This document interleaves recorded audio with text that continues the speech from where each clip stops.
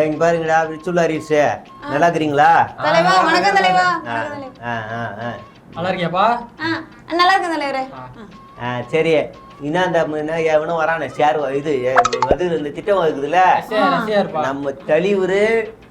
நம்ம தலைவர் இதுக்காக 20 நாள் ஆயிடுச்சு. ஆனாலும் 10 நாள் கீது நம்ம வந்து 2 நம்பர் வெளியிட்டுக்கிறாரு. ஒரு நம்பர்ல உங்களுக்கு இந்த எஸ்ஏஆர் பத்தி ஏதாவது தகவல் டவுட் இருந்துச்சுன்னா நீங்க வந்து சொல்லலாம். சரியா? அது என்ன எஸ்ஏஆர் ஏதாவது தருமோ அது என்ன அது பேசு, நீ பேசு. அதான்ப்பா நம்ம ஓட்டெல்லாம் திருடுறாங்க. அதனால நம்ம ஓட்டை வந்து திருடாம நம்ம பாத்துக்கணும்.